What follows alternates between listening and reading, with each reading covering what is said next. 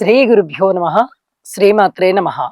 మా భక్తి టీవీని ప్రోత్సహిస్తున్నటువంటి మా ప్రేక్షకులందరికీ ధన్యవాదాలు తెలియజేస్తూ 1 జూన్ నుంచి 7 జూన్ వరకు గల కాలానికి రాశి ఫలితాలు ఏ విధంగా ఉన్నాయి అనేది తెలియచెప్పుకుందాము. ముందుగా గ్రహస్థితులు. మేషంలో శుక్రాచార్యుల వారు, రవి బుధులు వృషభంలో, గురువుగారు మిథున రాశిలో, చంద్ర కుజులు కర్కాటకంలో, అలాగే సింహంలో కేతువు, ఇక కుంభరాశిలో రాహువు, మీనరాశిలో శనిగారు ఉన్నారు. వారాంతానికి వచ్చేటప్పటికి చంద్రుని యొక్క స్థితి తుల రాశిలోకి వచ్చి ఉన్నది. అలాగే బుధుని యొక్క స్థితి గురువు గారితో కలిసి మిథున రాశిలో సంచరిస్తూ ఉన్నది. ఈ 2 మార్పులు జరుగుతూ ఉండగా గ్రహాల యొక్క దృష్టి ప్రత్యేకంగా చెప్పుకునేది శని గారి యొక్క దృష్టి రవి బుధుల మీద ఉన్నది. ఇది చెప్పదగినటువంటి సూచన. ఆరోగ్య రీత్యా కొత్త మందులు కనుగొనే విధానం ఉంటుంది. అలాగే చర్మానికి సంబంధించిన వ్యాధులు, రక్తానికి సంబంధించిన వ్యాధులు ఎక్కువగా ప్రబలేటటువంటి అవకాశం ఉంటుంది. ప్రజలు చాలా జాగ్రత్తగా ఉండాలి. ఇది నక్షత్రాలతో పని లేదు, అలాగే రాసులతో పని లేదు. ప్రతి వ్యక్తికి ఇలాంటి సమస్య ఉండడానికి అవకాశం ఉంటుంది. ఎవరి జన్మజాతకంలో అయితే మళ్ళీ ఇలాంటి గ్రహస్థితులే ఉంటాయో, శనిగారి దృష్టి రవి బుధుల మీద కానీ లేదా రవి బుధులతో కలిసినటువంటి శనిగారు కానీ ఇబ్బంది ఉంటుంది అని చెప్పి తెలియజేస్తున్నాను. ఔషధ సేవ అవసరం. అలాగే రాహుకేతువులు ఎప్పుడు కూడా సమసప్తకాలలోనే ఉంటారు. అయితే రాహుకేతువుల మధ్య మాత్రమే అపసవ్య దిశలో గ్రహాలన్నీ ఉన్నాయి. ఇది కాలసర్ప దోషం అని చెప్పి చెప్తాము. ఇది దేశకాలమాన పరిస్థితులకి కొంత కీడు వాటిల్లో విధంగా ఉంటుంది. ప్రతి వ్యక్తి కూడా దైవారాధన చేయడం చాలా చాలా మంచిది. ఇది చెప్పదగినటువంటి సూచనగా తెలియచేస్తూ ఉన్నాను. ఇక మిగతా దృష్టుల విషయానికి వస్తే కుజుని యొక్క అష్టమ దృష్టి రాహు గారి మీద ఉంది. ఇది సర్పదోషానికి సంబంధించింది కాబట్టి, సర్పదోష గ్రహాలు అవి 2 సర్పగ్రహాలు కాబట్టి ప్రజలందరూ కూడా కొంత అప్రమత్తంగా ఉండండి ఆరోగ్య విషయంలో. ఇది చాలా చాలా చెప్పదగినటువంటి సూచనగా తెలియజేస్తూ ఉన్నాను.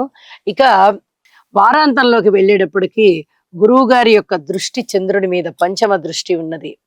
ఇది మానసికంగా మంచి దృఢంగా బలంగా ఉండేటటువంటి దృష్టి కాబట్టి ప్రజలందరూ కూడా మంచి ధైర్య సాహసాలతో ఉంటారు అని చెప్పి తెలియజేయవచ్చు. ఇక రాసుల్లోకి వెళ్దాం.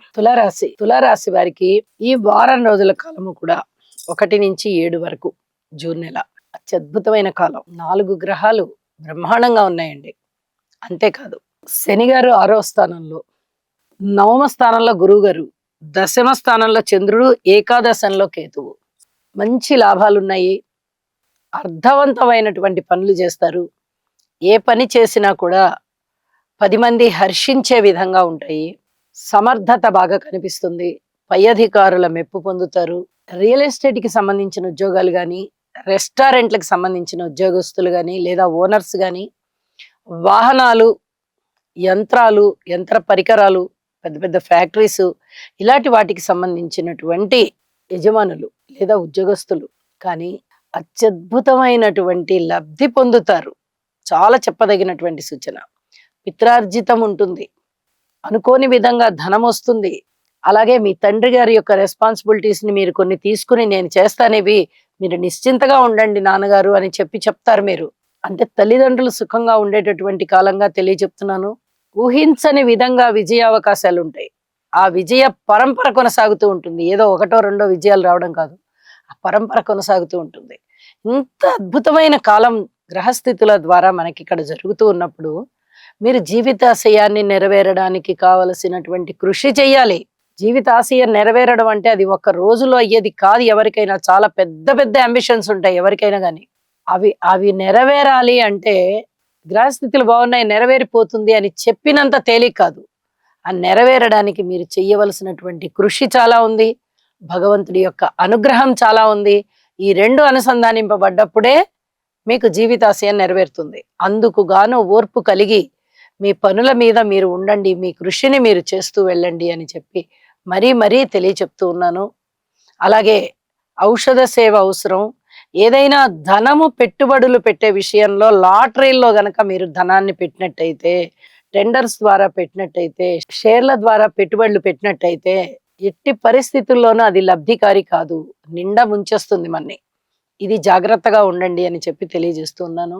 అలాగే కార్మికులు, కర్షకులు, నేత పని వారు, చేతి వృత్తుల వారు ఇచ్చేది వారందరూ చాలా చాలా బాగున్నారు.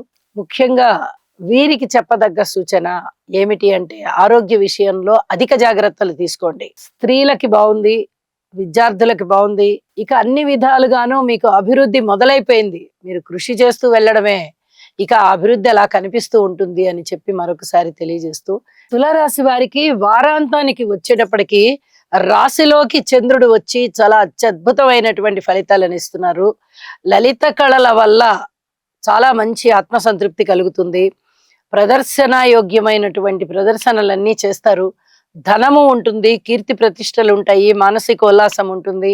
విదేశీ ప్రాంతాలకి కూడా వెళ్ళి, దూర ప్రాంతాలకి కూడా వెళ్ళి ప్రదర్శనలు ఇచ్చేటటువంటి పరిస్థితి కనిపిస్తోంది. అలాగే బుధుని వల్ల కూడా ఏమన్నా మంచి మార్పులు వచ్చాయా అంటే కాస్త దుఃఖము, కాస్త కలహము ఉండే విధంగా ఉన్నాయి.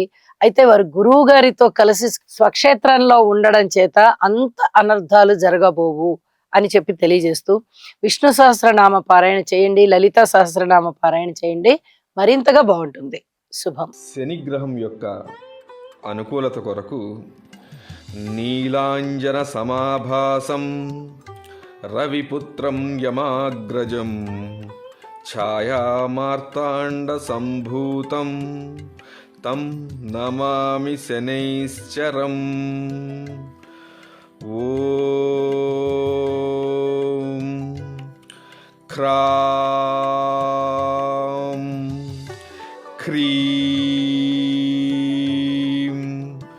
క్రౌం సహ శనయే నమః.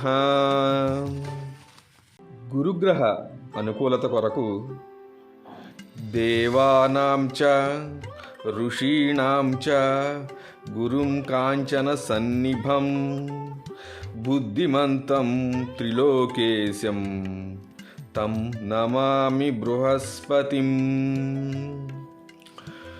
ఓం హ్రాం హ్రీం హ్రౌం సహ బృహస్పతయే నమః. చంద్రగ్రహ అనుకూలత కొరకు దధిశంక తుషారాభం క్షీరోదార్ణవ సముద్భవం నమామి శశినం సోమం శంభోర్మకుటభూషణం. ఓం శ్రాం శ్రీం